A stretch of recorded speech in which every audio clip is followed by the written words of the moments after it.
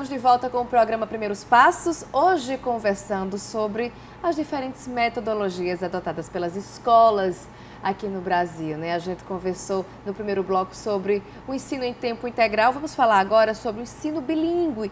Isso mesmo, é um método já bastante utilizado aqui no Brasil, também eficaz, tem seus pontos positivos também, não é, Lupécia?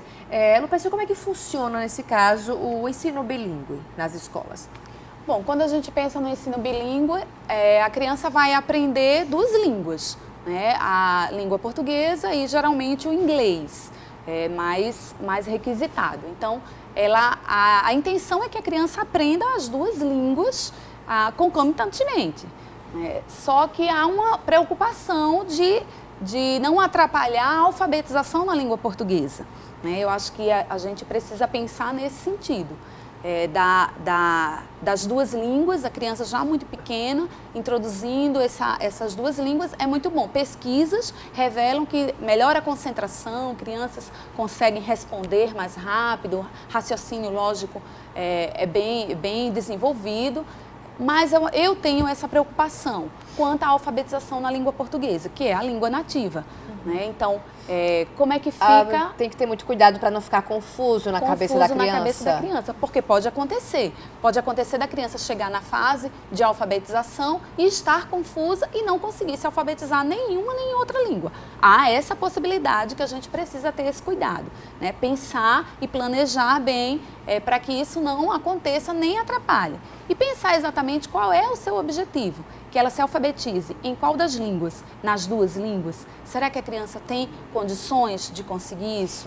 Não de termos generalizados, mas num pensamento individualizado, tipo, essa criança, cada um tem um ritmo diferente, né? Pode ser que essa criança consiga se alfabetizar nas duas línguas, pode ser que essa outra não. Então a gente tem que ter muito cuidado com essa questão. Quando a gente pensa e fala em ensino bilíngue, a gente está falando necessariamente em alfabetização em duas línguas? Ou o ensino bilíngue também pode ser mais superficial? Explica a gente quer tentar compreender como é que funciona nas escolas que realmente adotam esse tipo de processo. As escolas têm a intenção da criança já, antes das escolas bilíngues, a gente já tinha aulas de inglês. Isso. Né? Nas escolas convencionais. E as escolas já têm adotado, desde a educação infantil, aula de inglês semanalmente para essas crianças. A escola bilíngue tem aula de inglês, não é nem exatamente aula de inglês, mas é o inglês no diálogo, no dia a dia, né? A criança entra... ao invés de dizer boa tarde, já vai falar em inglês, entendeu? A professora interage no inglês. É claro que de acordo com os níveis, né? Diferentes níveis. A criança que está entrando agora tem toda uma organização de acordo com a capacidade das crianças, né? Mas a intenção da escola bilíngue é que a criança consiga falar, pensar em determinado objeto já nas duas línguas. Se ela vê uma bola, ela sabe falar bola nas duas línguas, né? E aí vai se dando a alfabetização. A gente observa também que as crianças têm um pouco mais de facilidade de aprender. Sim. Então, talvez essa introdução, ainda mesmo muito cedo, pode ser positiva, levando em consideração o aprendizado, a assimilação da criança? Isso. As crianças têm mais facilidade de aprender outra língua do que um adulto que vai começar agora, aos 30 anos. Ou seja, a criança ela tem essa capacidade maior, ela tem uma percepção maior do que o adulto. Então, ela aprende com certeza, ela aprende muito facilmente. Então, depende muito também do ambiente onde ela está. Se ela está num ambiente que tem duas línguas, ela vai aprender tranquilamente, porque a criança ela é perceptiva, ela tem uma percepção auditiva, visual muito boa. Então, ela aprende com mais facilidade do que uma pessoa que quer começar a aprender inglês na fase adulta. Ensino em tempo integral, ensino bilíngue, essas mudanças, elas são reflexos também do nosso comportamento social, da nossa sociedade? A gente observa que hoje é uma busca frenética pela qualificação, né, pela vaga na faculdade, os adolescentes já muito cedo se preocupam com isso. Então, será que essa mudança é reflexo também desse tipo de comportamento, de um tipo de cobrança lá na frente? Exatamente. A sociedade tem cobrado cada vez mais de um profissional. Então, começa da infância essa preparação, né? Preparação para o trabalho, né? Às vezes a gente acaba esquecendo de preparar para a vida, né? E aí essa cobrança de como é que se quer, o que precisa para passar no Enem, o que é que precisa para entrar na universidade, o que é que precisa para entrar no mercado de trabalho, aí a gente começa a cobrar desde a infância. E a gente precisa ter esse cuidado com a preparação humana, né? Com as relações, mas é um reflexo, né? Um mundo globalizado, todo mundo precisa falar outra língua, todo mundo precisa se preparar, de ter diferentes habilidades para diferentes atividades, e isso acaba sendo jogado mesmo para a criança, para o adolescente, eles sentem essa cobrança e aí isso vai passando no dia a dia e quando a gente vê, está lá formado um profissional, mas que capacidades emocionais, afetivas, né, psicológicas esse profissional tem para entrar no mercado de trabalho? Eu acho que a gente precisa parar um pouquinho para pensar o que a sociedade tem cobrado das nossas crianças e adolescentes e a gente está atendendo a sociedade e está esquecendo da necessidade emocional, da necessidade afetiva dessas crianças, né, de preocupar-se com as relações. Acho que isso é uma análise que os próprios pais precisam fazer bastante, porque os próprios pais acabam se cobrando também, né? Exato. Ele quer que seu filho seja melhor, ele quer dar o melhor ao seu filho, então acaba ocupando preenchendo todo o tempo do filho, colocando escola bilíngue, tempo integral, mas e aí, cobra, e o amor, né? Exatamente. E o cuidado, e o toque, né? Isso também faz parte, precisa estar muito bem distribuído nessa rotina, nessa vida. Exatamente. É um equilíbrio que a gente precisa encontrar. Os pais precisam encontrar esse equilíbrio. Porque quando eu falo da afetividade, a gente não precisa dizer, agora a gente não vai mais cobrar das crianças. Não é isso. É encontrar esse equilíbrio. Eu não preciso me preocupar apenas com uma formação cognitiva, com a formação preparatória de trabalhos, de mercado de trabalho. Eu não preciso me preocupar com Enem numa criança de educação infantil, né, no ensino fundamental. Eu preciso de dar a essa criança uma base de uma formação plena. Né? Ele vai ser um profissional muito mais bem-sucedido, com equilíbrio emocional, do que com várias habilidades que foram cobradas desde a infância. Ok, pois é, a gente conversou aqui como é que ocorre, né, o ensino bilíngue, como é que funciona, mas vamos ver na prática também, o que é que essa criançada acha do ensino bilíngue? Veja aí. What in your house have table? Have a chair? Chair? Yes. Have a fridge? TV? Okay. O ensino bilíngue vem sendo cada vez mais procurado pelos pais que querem que desde cedo os filhos tenham contato com outro idioma. E isso traz benefícios tanto para o presente quanto para o futuro. Sobre esse assunto eu vou conversar agora com Suelene Barreto, que é coordenadora pedagógica de uma escola. Suelene, são vários os benefícios, né, para a garotada se começar desde cedo. Com certeza. Então, um deles é o desenvolvimento cognitivo, né? Então, se você aprende uma nova língua, é lógico que você está estimulando a sua inteligência, né? O seu desenvolvimento cognitivo. Então, essa é uma das prioridades. Além de que a gente vive num mundo que o inglês está presente, né, em todos os espaços. Então, é mais uma oportunidade, se você tem acesso à internet e vários produtos que estão em inglês, então você está também dominando uma nova língua, que é o inglês. Inclusive, a garotada hoje em dia tem mais contato com essa língua, porque pelas tecnologias, aplicativos, jogos, que geralmente vêm em outro idioma, né? Vem no inglês. Então, isso ajuda também, né? Até elas estarem mais por dentro desse universo.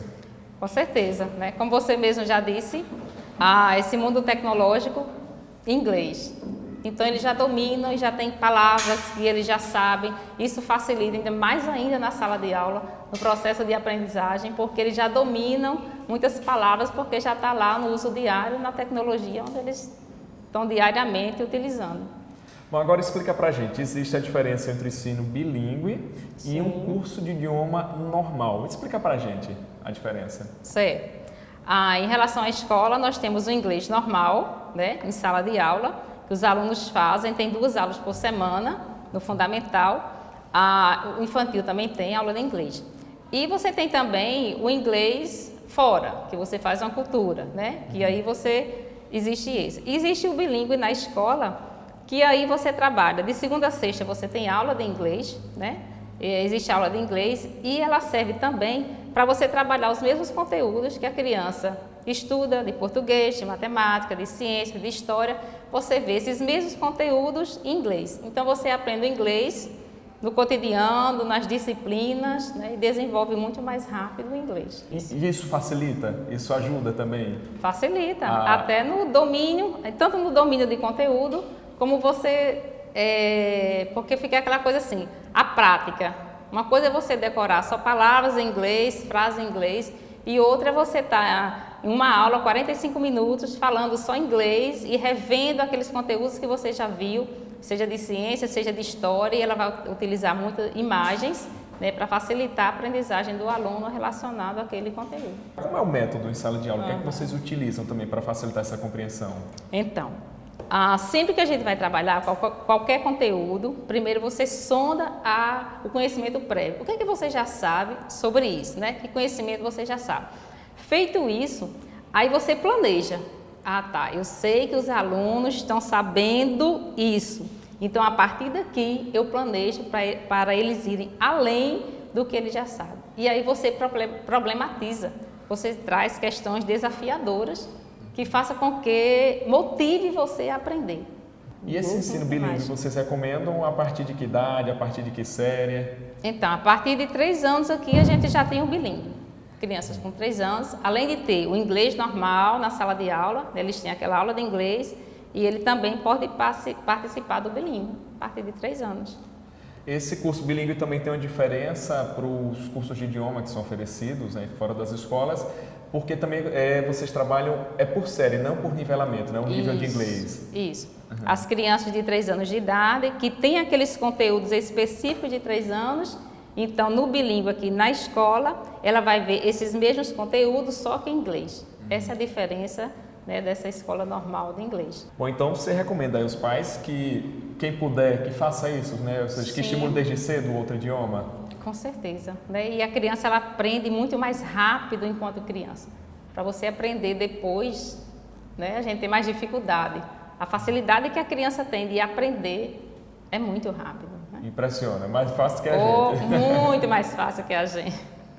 What's your name? Yasmin. What's your name? Cecilia. Do you live in a house or in an apartment? Do you apartment? Do you have an apartment? House.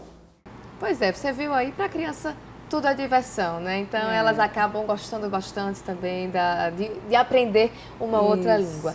Mas, Lupé, você me diz uma coisa, a criança está na escola, está ali, pratica o inglês, mas quando chega em casa, fala só o português, os pais não dialogam em inglês.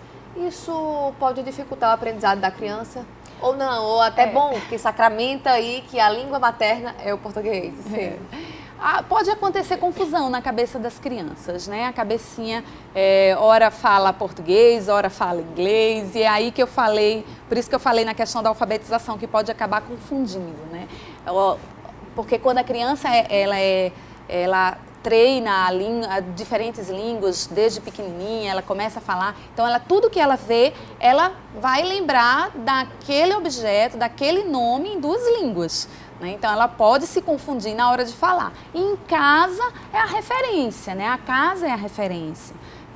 Para tudo, para modelo de comportamento, para fala e tudo. Se em casa se fala português, é claro que ela vai priorizar mais o português. Né? Se em casa se fala sempre inglês, ela vai priorizar o inglês. Mas é como a gente falou, criança ela é muito esperta, né? Eu trabalho com muita ludicidade, ela aprende com facilidade, mas ela vai começar numa determinada, de acordo com o desenvolvimento da personalidade, desenvolvimento humano mesmo, ela vai começar a definir em que locais ela vai falar o inglês, em que locais ela vai falar o português. Ela consegue organizar isso, né, esses de acordo com o mecanismos. desenvolvimento da maturidade. Ok. Lupécia, em relação à cobrança, A gente sabe, os pais têm que continuar cobrando as atividades mesmo quando o filho estuda em escola bilíngue, que seja em tempo integral. Geralmente são, né? As escolas bilíngues, na maioria, são, sim, em tempo integral. Como é que fica?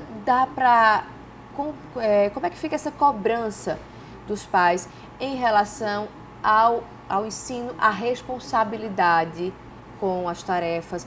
Porque, poxa, ela já passa o dia inteiro na escola. Quando chegar em casa, o pai vai pedir para ela estudar mais? Vai cobrar isso também? Acho que o pai que não cobrar também já vai se sentir meio omisso. Vai dizer, não, meu filho, eu não estou cobrando do meu filho. Como é que fica? Tem que ter um pouco de bom senso, né?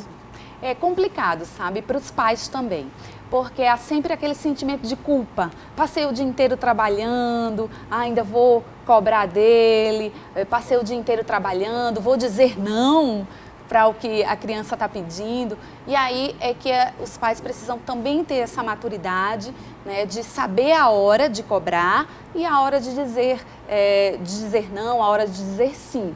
Porque a gente não pode abrir demais para a criança, ser permissivo demais, também não pode cobrar demais. Então, é questão de encontrar um equilíbrio na relação familiar.